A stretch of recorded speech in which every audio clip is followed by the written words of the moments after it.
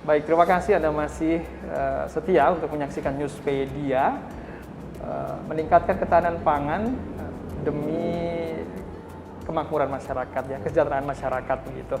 Dan masih dengan Pak Toha, Bu Nini dan juga Pak Aksin.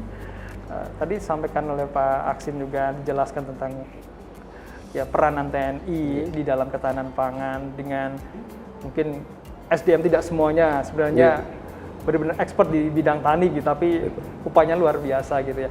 Nah, selain kaitannya dengan, kan kalau kita berbicara tentang ketahanan pangan kan tidak hanya sekedar beras itu ada kan gitu kan, tapi juga pasti kita akan berbicara tentang bagaimana proses itu, proses bertanamnya, pupuknya mungkin setelah itu mungkin ada tengkulak atau apakah ada dan macam-macam lah gangguan-gangguan yang jadi ya istilahnya hambatan gitu, kendalanya.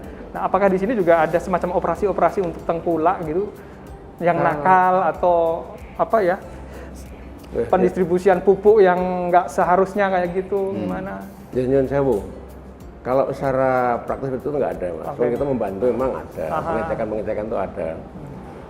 Bagaimana mengatasi kelangkaan pupuk, kemudian bagaimana tengkulak yang nakal, itu tadi kan. Kita bersinergi dengan TNI, dengan Polri, dengan apa namanya Gapoktan, kemudian PPL untuk sama-sama mengeliminir itu tadi. Memang kalau secara dengan Bulog sinergi nggak? Sinergi harus. Sinergi. Masalah kurang nyebut. Tadi saya mau nyeletuk, Pak. Ada, Mas, betul tuh ada. Cuman kalau di payung hukumnya memang belum ada. Hanya kita mengontrol saja, membantu mereka agar tidak jadi seperti itu. Apalagi dengan adanya kartu tani ya. Terus saya kan juga mempermudah untuk apa namanya pendapatan pupuk subsidi dan seterusnya itu, Mas. Itu, Mas. Baik. Nah, Pak Toha, kalau problem ketahanan pangan di tanah air secara umum ada nggak sih kalau dilihat dari Pak Toha? Pak Toha melihat sendiri seperti apa? Menarik sebenarnya ini dulu saya jawab ini dulu. Menarik dari TNI ini.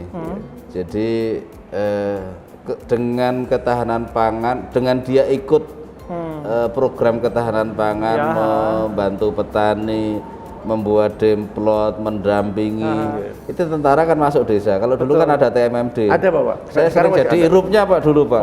Saya irup TMMD pernah. Itu selalu menyatu dengan masyarakat. Jadi ketahanan nasionalnya pun masuk gitu Pak. Nah, ini perlu ini Pak. Memang perlu ya kita jawil nanti supaya ada MOU dengan TNI dengan apa namanya? Yang berwenang mungkin Kementerian Pertanian sama Bulog dan sebagainya, atau dengan BUMN yang lain yang mempunyai tanah ini Pak. Nanti bisa kita gabungkan. Nah, ini kan saya menyerap aspirasi juga Pak ini Pak. Kita ada TMMD, Mas, yang sekarang sudah 111 nanti di wilayah kota.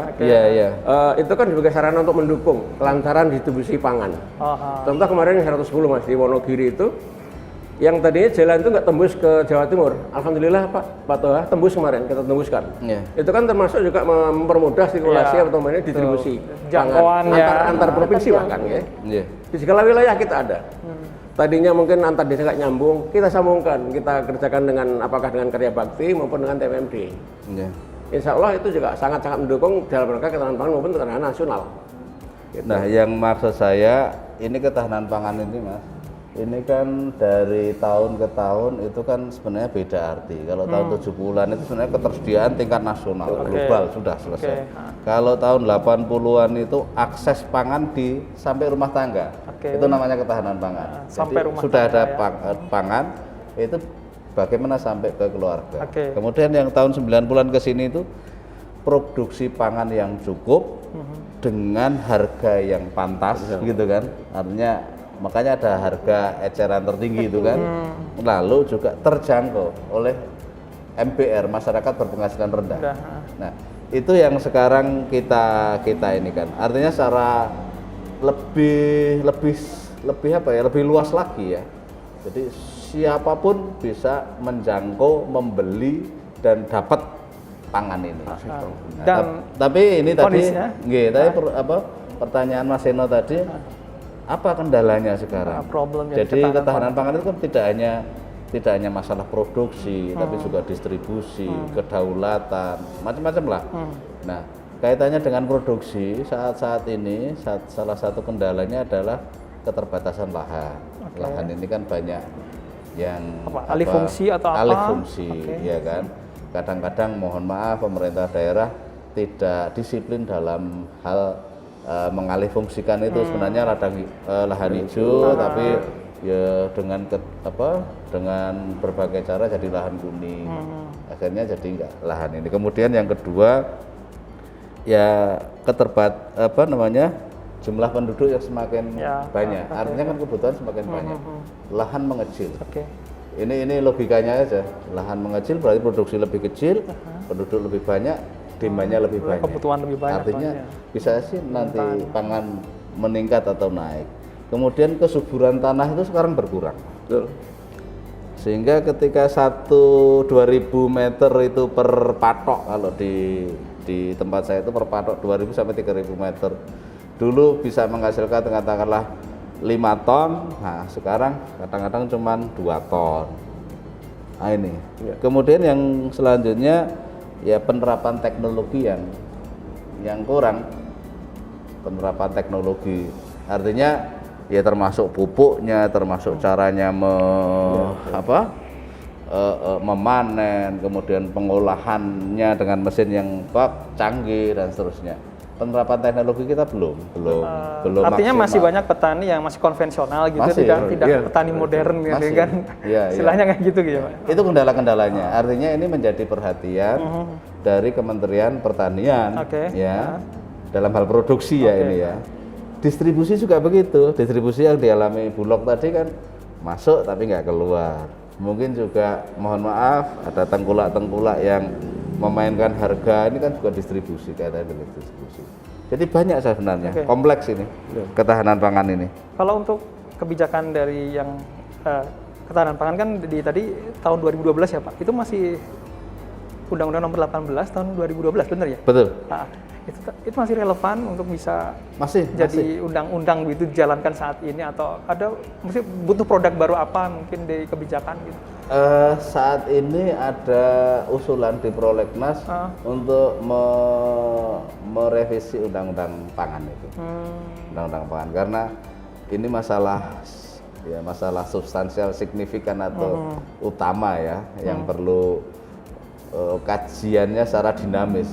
Misalkan undang-undang kemarin ada beberapa pasal yang belum menyentuh atau belum memberikan dampak yang bagus bagi masyarakat, ya kita ubah. Termasuk itu tadi turunan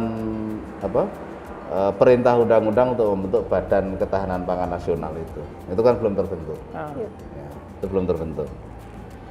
Ada usulan itu, tapi secara umum, secara keseluruhan sebenarnya undang-undang ini masih bisa digunakan. Undang-Undang Nomor 18 tahun 2012 ya. Baru berapa? 8 tahun ya? Biasanya 10 tahun. Badan Ketahanan Pangan tadi apa yang belum terbentuk, Pak?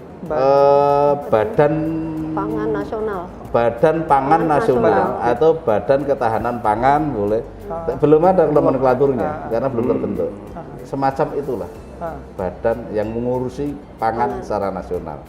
Itu bukan kebutuhan yang mendesak sehingga sampai saat ini memang itu belum dibentuk atau bagaimana? Sebenarnya kebutuhan mendesak itu, karena nanti dia akan mengintegrasikan keseluruhan stakeholder yang ngurus pangan ini, ya toh, untuk bisa terintegrasi, masalahnya bisa diserap di situ, solusinya nanti juga dicarikan ya di badan itu gitu. Bisa saya tambahkan Pak? Iya, boleh. Jadi Badan Pangan Nasional ini bagi Bulog sangat penting. Sangat penting ya, karena Bulog ini sebagai saat ini kan hanya operator.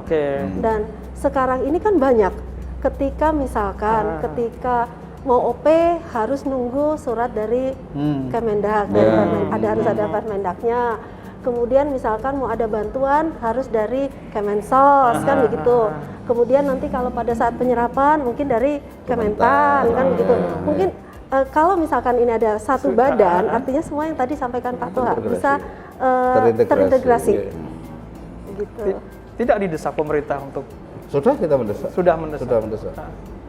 kita sudah mendesak beberapa kali di badan legislatif, badan legislasi, dan legislasi kita kunjungan itu, makanya kita kunjungan ke Sulawesi, ke Jawa Timur, juga ke Jawa Tengah kemarin.